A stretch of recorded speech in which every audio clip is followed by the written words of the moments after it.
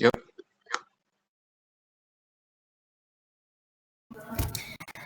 Baik, Assalamualaikum warahmatullahi wabarakatuh. Selamat siang. Di sini kami dari kelompok 7, kelas 2023E pada mata kuliah PPL akan menjelaskan website yang telah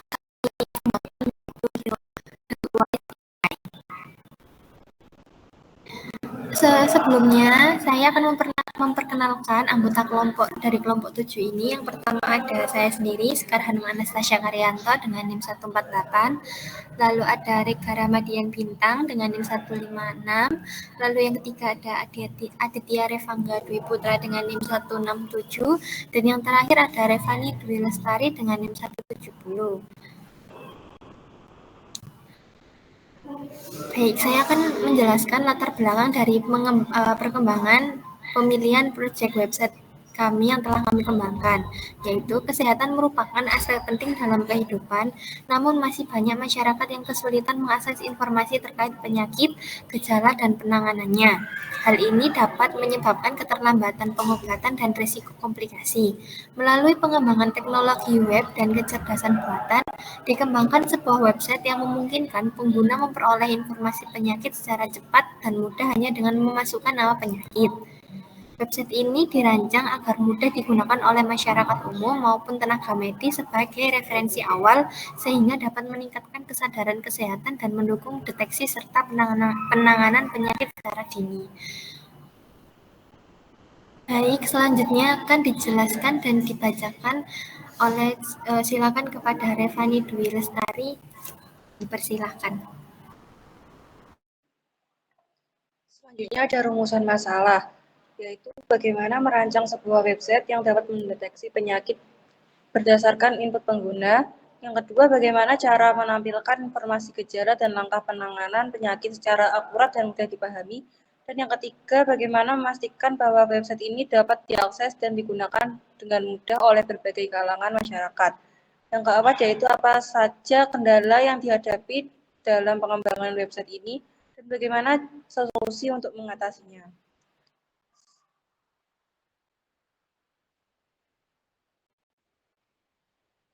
Tujuan dan batasan masalah.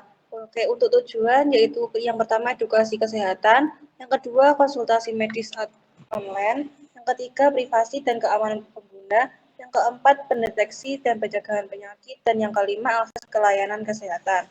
Untuk batasan masalah, web ini dirancang untuk mendeteksi penyakit berdasarkan input pengguna, menggunakan algoritma role-based atau AI yang mencocokkan gejala dengan database penyakit.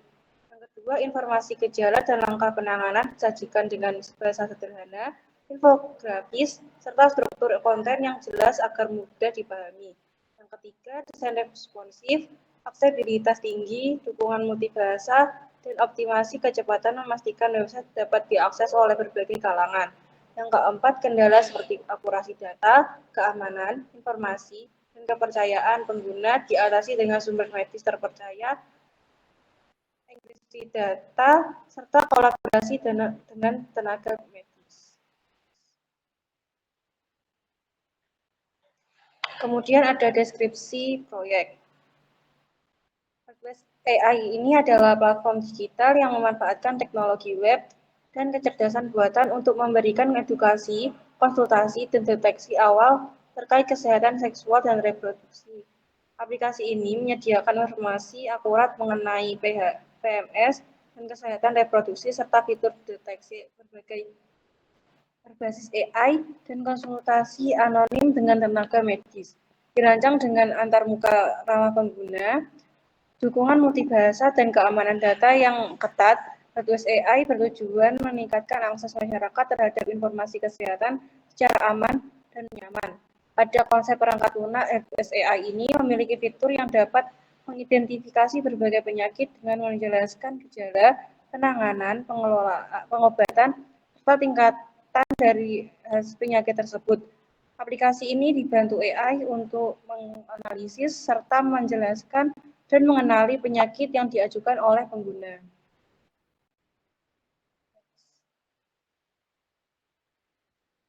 Kemudian ada alat dan framework testing. Unit testing atau mengujikan fungsi di backend, yaitu dengan JASP atau framework utama untuk menguji fungsi seperti pencarian penyakit dalam file data.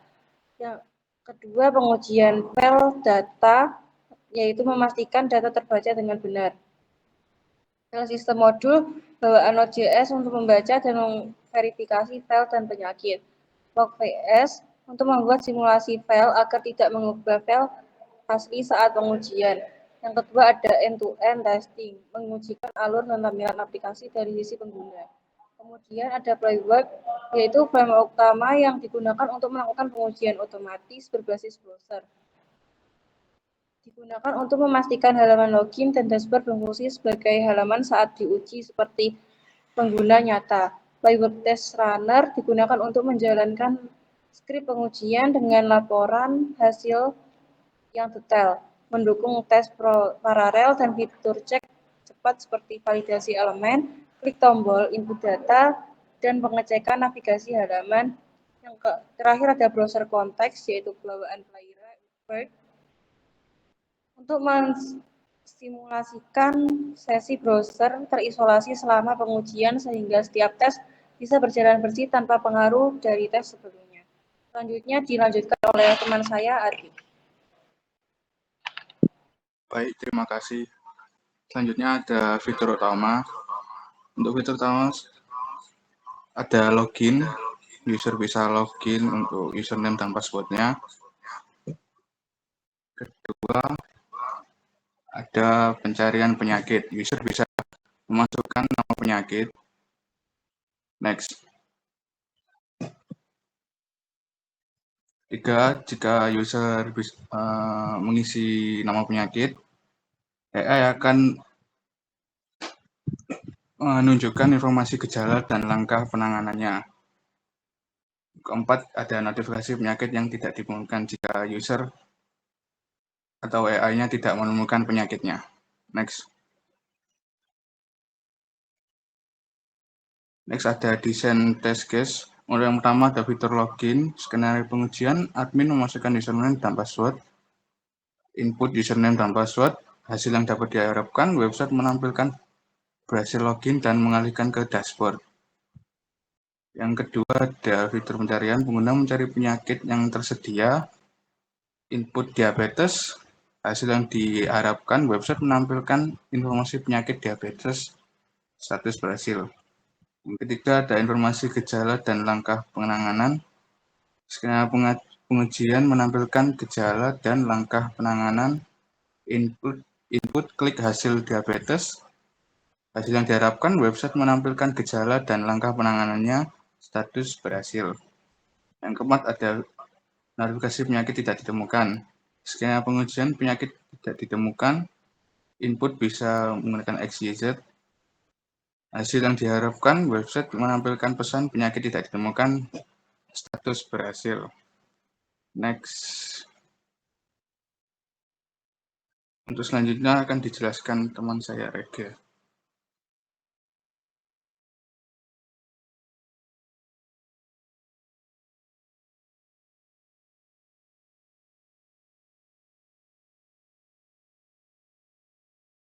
Baik, untuk selanjutnya saya akan menjelaskan untuk bagian testingnya secara langsung atau mendemokan testingnya. Yang pertama saya jelaskan dulu sedikit tentang kodenya. Di sini ada login HTML, yaitu halaman untuk loginnya, dashboard, halaman dashboard, controller ini adalah database dari penyakitnya yang nanti bisa diakses dari website. Lalu output untuk rute, app.js ini adalah dasar dari aplikasinya, menyimpan seperti konfigurasi middleware, sesi, dan rute. Nah, ini ada login test.js, itu digunakan untuk melakukan testing pada login, dan dashboard test digunakan untuk testing pada dashboard. Oke, lanjut saja, kita coba tes.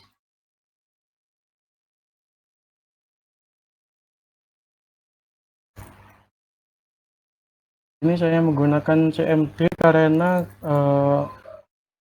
kode untuk testingnya ini testing dan server untuk aplikasinya tidak bisa dijalan di satu terminal, jadi harus menggunakan terminal ada.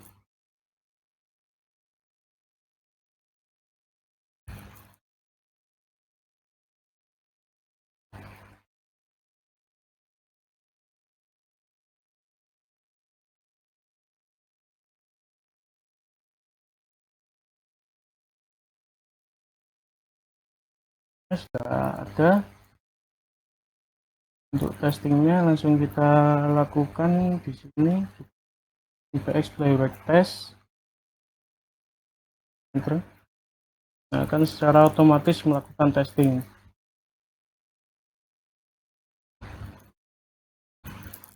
Nah, testingnya sudah selesai. Kalau ingin melihat hasil testingnya, kita jalankan show report.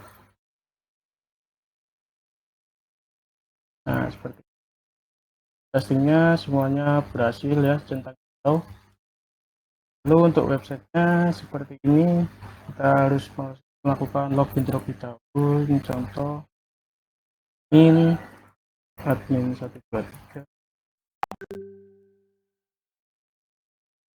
Nah, seperti ini ya dashboard dari websitenya. Terus ini kita bisa cari contoh penyakitnya, misalnya kita tulis itu, terus ini. Nah, jika penyakitnya ada dalam database, di sini akan muncul flu, gejala umum, penanganannya, pencegahan, dan tingkat kesembuhannya seperti itu.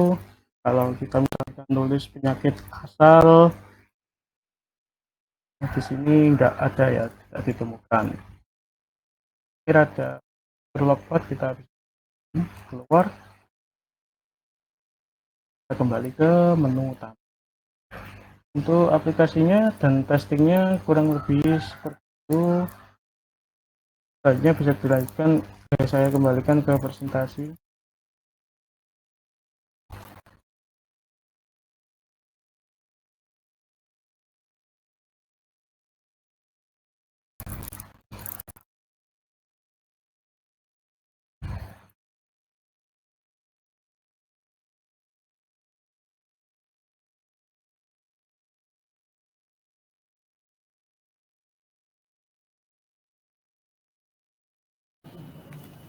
Baik, terima kasih kepada teman-teman.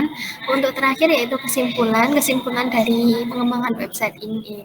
Pengembangan dari project ini adalah testing pada project Helpwise AI sangat penting untuk memastikan bahwa sistem berfungsi dengan baik, memberikan informasi yang akurat, serta memberikan pengalaman yang optimal. Pengujian mencakup fungsi deteksi penyakit, keamanan data pengguna, responsivitas tampilan, dan kecepatan akses, sehingga dapat diandalkan oleh berbagai kalangan. Dengan pendekatan yang sistematis, testing akan membantu mengidentifikasi bug dan meningkatkan performa sebelum aplikasi dirilis ke publik. Baik, terima kasih. Sekian dari kelompok kami. Wassalamualaikum warahmatullahi wabarakatuh.